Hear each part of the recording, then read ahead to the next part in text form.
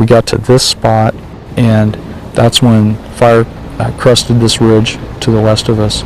We could hear the roar, and then it seemed like that black smoke just burst into flames, and we had a wall of flames as high as we could see into the air, and just pretty much just filled your vision. It was coming fast enough that we didn't feel that we could outrun it, and that if we delayed any further, that we were at risk of not being able to get into our shelters. I yelled, "Get your shelters out," and they pulled their shelters out of their packs, and they had them in their hands, and they had taken them out of the plastic bags, and they were running with them in their hands. We knew that fire was going to be on us in seconds. Crew Representative Dave Latour and 10 members of the Perryville State Corrections crew were entrapped on the Dude Fire near Payson, Arizona in June 1990. Dave and 4 others survived the entrapment. 6 of his co-workers perished in the fire.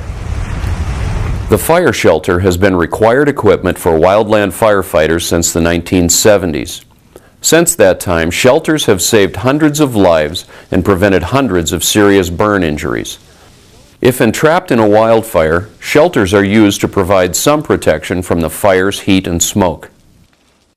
A new generation of fire shelter now offers improved protection from both radiant and convective heat.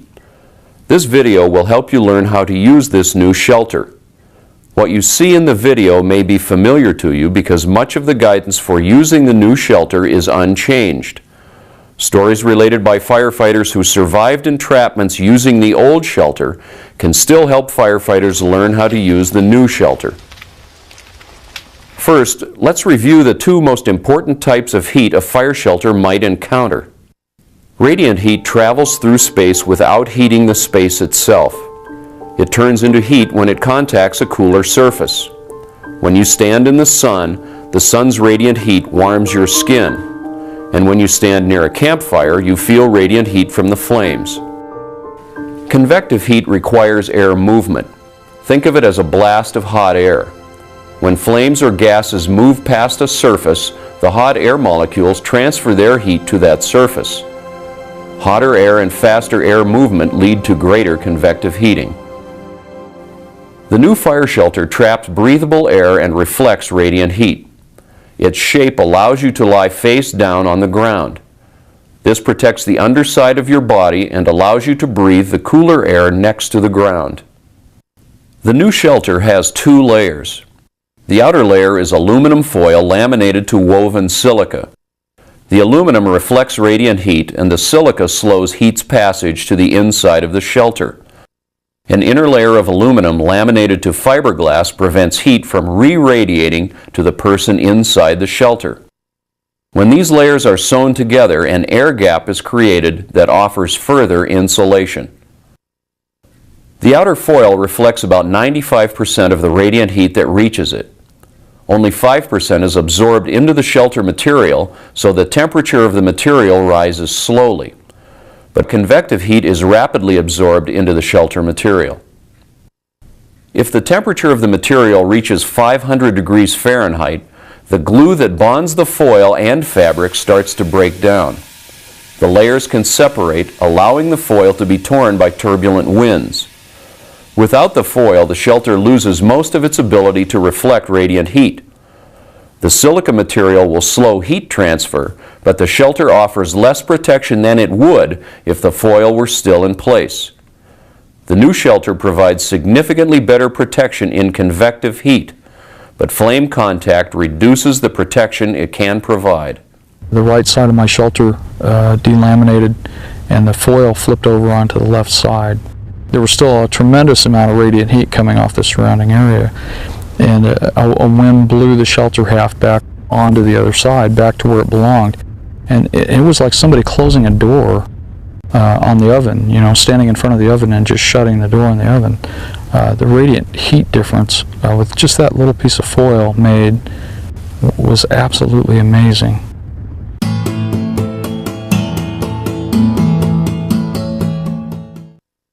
Deploying a fire shelter is a last resort. If entrapment seems likely, try first to escape. You should always know the location of your safety zones and escape routes. Right below the safety zone, our safety zone, the hard black. Remember, in a true safety zone, you do not need your shelter to protect you from heat and smoke. Carrying a fire shelter should never be considered an alternative to safe firefighting. If you are considering or are asked to take on a risky assignment because you have a fire shelter, it is your obligation to insist that the plans be changed. The new fire shelter is still a last resort and cannot guarantee your survival.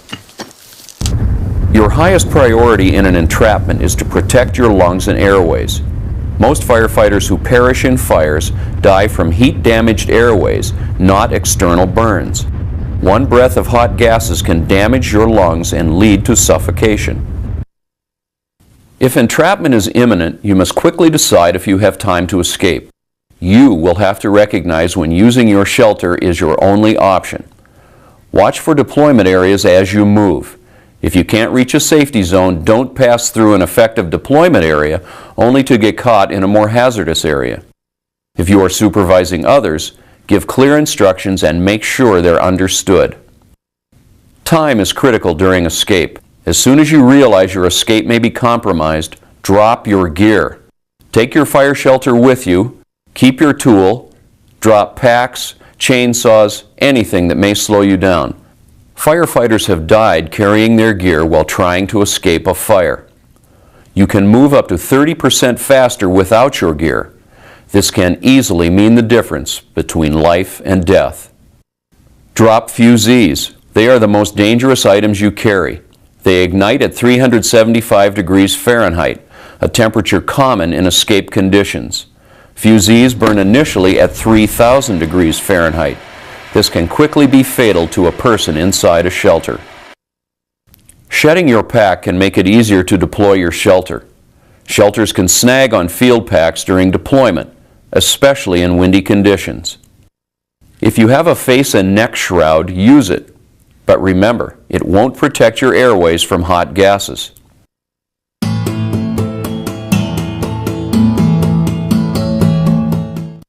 The properties that make an effective deployment site have not changed. You must still find a site in which heat, especially flame contact, is minimized. Practice evaluating deployment sites so that you can recognize them quickly under stress.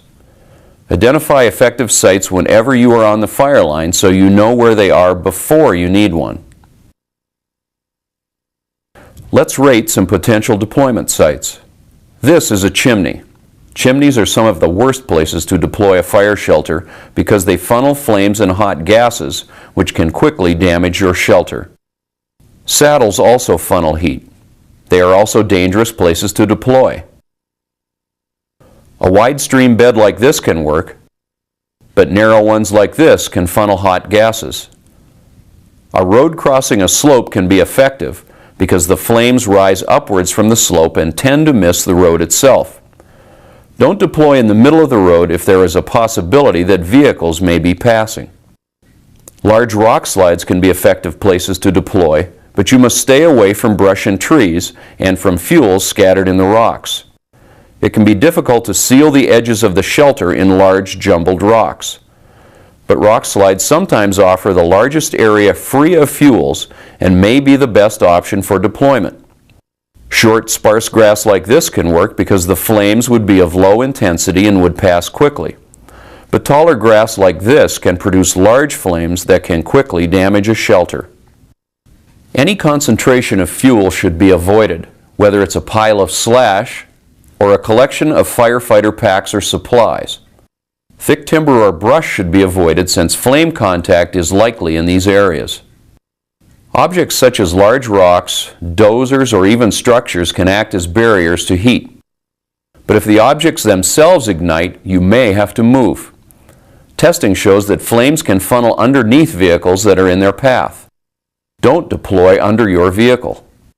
Don't deploy in an area where rocks or logs could roll on you, or snags could fall on you. A bench or a ridgetop like this are recommended because the flames and hot gases tend to rise above them. Fire intensity usually drops when fire reaches a ridge, but be alert for the possibility of the fire spotting and running up the lee side of the ridge. A large, natural, or man-made opening can be a good deployment site, depending on its size and the behavior of the fire. Burned out areas work well too, as long as they are truly black. If an area can re-burn, it may not serve well as a deployment site. The area must be cool. Areas with light fuels can cool within minutes after burning, while areas of heavy fuels can remain hot for hours.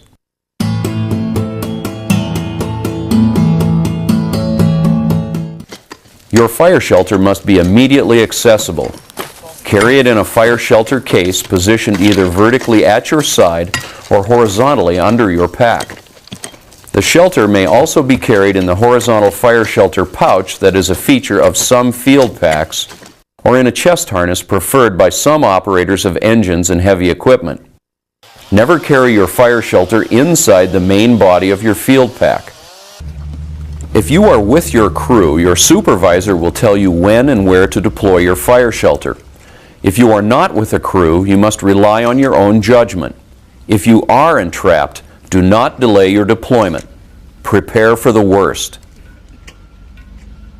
After removing your shelter from its case, throw your pack and any flammable objects, such as fusees or gasoline, far from the deployment area.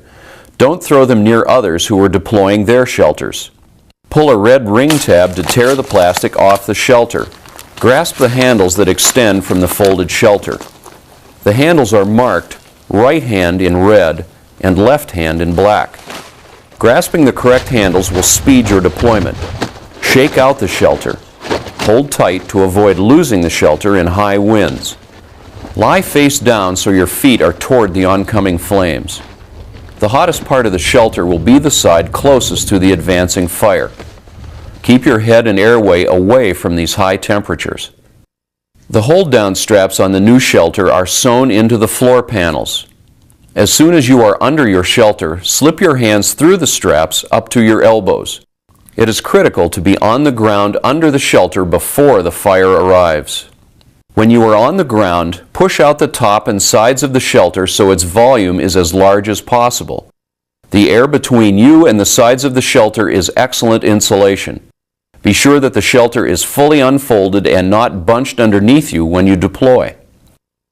Don't roll up in the shelter, as this can lead to serious burns. Keep your nose and mouth on the ground. Temperatures just a few inches off the ground are dramatically higher than those at the surface. Wear gloves inside the shelter. Without them, you may burn your hands and be unable to hold down the shelter. Wear your hard hat to protect your head from burns, and if you use a face and neck shroud, pull it down into place. If you have a radio, keep it with you in the shelter so you can communicate during and after the entrapment. Always drink plenty of fluids whenever you're fighting fire. Your body can cope with high temperatures more effectively if you are well hydrated. Do not wet your clothing or bandana. Wet clothing conducts heat to the skin much faster than dry clothing, making burns more likely. It also increases humidity. Moist air causes more damage to airways than dry air at the same temperature. The best way to use your water is to drink it. If you have time, clear an area at least 4 by 8 feet down to mineral soil to limit flame contact with the shelter. Though the new shelter offers improved protection from direct flame, survival is more likely if flame contact is avoided. If you are being overtaken by extreme heat or flames, get flat on the ground. Death is almost certain if you get caught standing or kneeling in a flame front. Finish deploying your shelter from the ground. The new shelter is smaller than the old shelter. It is designed for one person. Sharing greatly increases your risk of injury. If you are forced to share, both people should have their heads away from the oncoming fire. If you are with a group, deploy your shelters close together. Adjacent shelters can provide added protection from radiant heat, and being close together improves communications between individuals.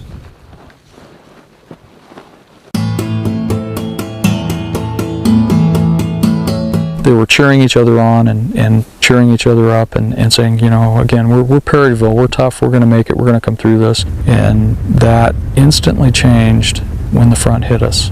The winds were probably in excess of 70 miles per hour. The sense of power that you had around you, that energy release that we had around us, was just absolutely incredible. Once you are in your shelter, you must focus on two things.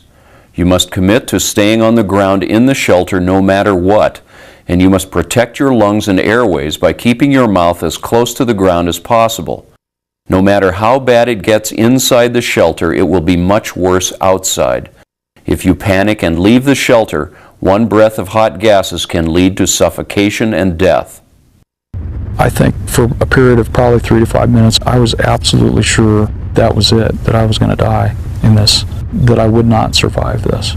There was no question in my mind, and was just, at that point, it was just a matter of when. And I remember thinking very, very clearly at that point that, you know, should I just ride this out and make this last maybe an hour or whatever time it takes for me to die from this? Or should I maybe just push this shelter off, stand up and take a deep breath and get this over with? At that point, I started to think about my family. I had my wife and I have 2 daughters, and I remember thinking I need to do everything that I possibly can to go home and see them. And so that really is what kept me in the shelter. No matter how frightened you feel, you must not panic. You must maintain control, keep your face against the ground, and stay under your shelter. To keep yourself calm, concentrate on your family or friends or on a religious symbol that is meaningful to you. Some people find that using a repetitive chant or phrase can help them stay in control. To help calm others, talk back and forth by shouting or by radio. But do not leave your shelter, even if someone does not respond to your shouts. It was extremely painful. The things that were going through my head were, I'm going to die, this is going to kill me, or that you're being burned to the point that you'd never be able to use those limbs again, when in fact they were third-degree burns, but I ended up being able to fully recover from that. I think it's very important for people to know what that experience might be for them, that they might believe that they're going to die, that they might believe that they're being burned to death, when in fact you'll probably survive well beyond that, but their greatest hope is staying inside that shelter and protecting themselves no matter what they hear, no matter what they see or feel, that they have to make just an absolute commitment to staying with that shelter if they want to go home. Stay in your shelter until the flame front has passed and temperatures have cooled. Entrapment times have ranged from 10 to 90 minutes in length. Many entrapment survivors have spoken of being hit by more than one flame front, so use extreme caution. Firefighters have died when they came out of their shelters too soon. When you have left your shelter, make sure your supervisor knows that the deployment has occurred. Leave your shelter and other equipment in place if you can do so safely. It is important to learn all we can from each shelter deployment to improve safety for all firefighters.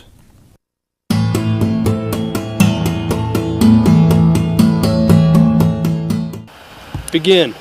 1. Seconds are critical. 3. Repeated hands-on training is vital to ensure speedy deployment and proper reactions in emergency situations. Each year, every firefighter should do repeated fire shelter drills.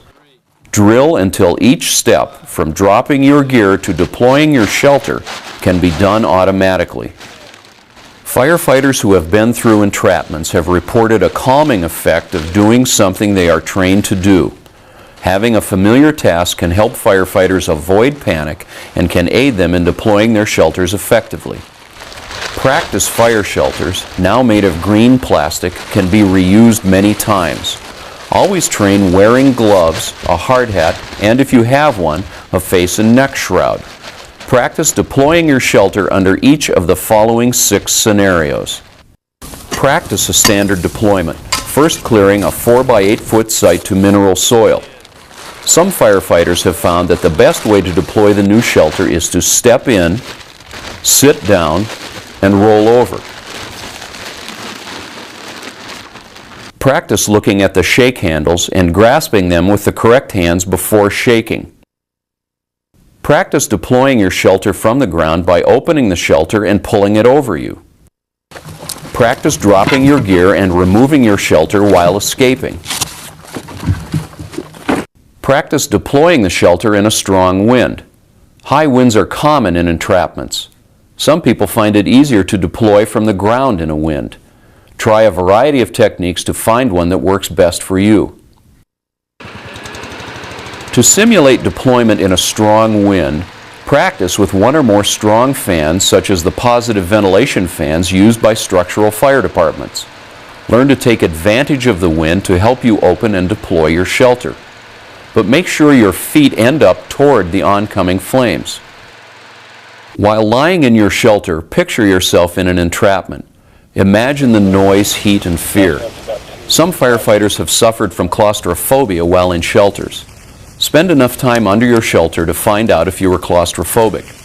If you are, gradually increase the time you spend inside the shelter to help you adapt. I think under these situations, when things start to go downhill, you start to respond to them in the way that conditioning or training that we've had, and purely on that instinct that you've developed. Like tying your shoes. You don't even look down anymore, you just do it. Never mix practice and real fire shelter components. This could lead to someone carrying a practice shelter onto the fire line by mistake.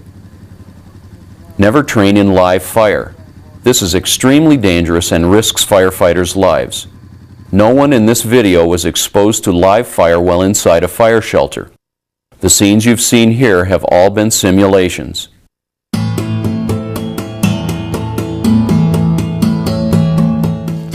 Wear and tear on a fire shelter can reduce its ability to protect. Taking care of it is simple. Always keep the shelter in its white hard plastic liner. Avoid rough handling. Don't lean against objects when wearing the shelter or use the shelter as a pillow. Don't load heavy objects on top of the shelter, and keep the shelter away from sharp objects that can puncture it. Be sure to inspect your fire shelter when you receive it and every 2 weeks during the fire season. Inspect the vinyl bag to ensure that the quick opening strip is unbroken and the 2 pull rings are intact. Look through the vinyl bag for signs of abrasion. Do not open the vinyl bag.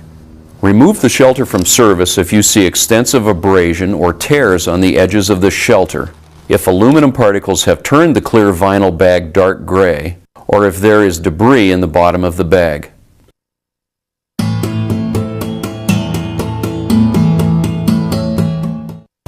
In closing, let's review the key points. The new fire shelter provides better protection against radiant and convective heat, but carrying a fire shelter is not an excuse to take greater risks on the fire line. As soon as you realize your escape may be compromised, drop your gear. Take your fire shelter and your tool, but drop all dangerous flammable objects and drop any items that may slow your escape. Always deploy the fire shelter so that flame contact is minimized. Once you commit to your fire shelter, stay inside. Conditions outside the shelter will be far worse than those inside. And train with your new fire shelter as if your life depends on it. As a firefighter, your highest priority is to stay out of situations that can lead to entrapment. The new fire shelter offers improved protection against radiant heat and flames, but like its predecessor, it is still a last resort. You never know if that helicopter is not going to be able to make it to that helispot, if your engine's going to get a flat tire, if the trail you're walking out is not the right trail and you find yourself in the wrong place at the wrong time. Communication's not there and somebody's firing off the wrong piece of line and you're in the wrong place.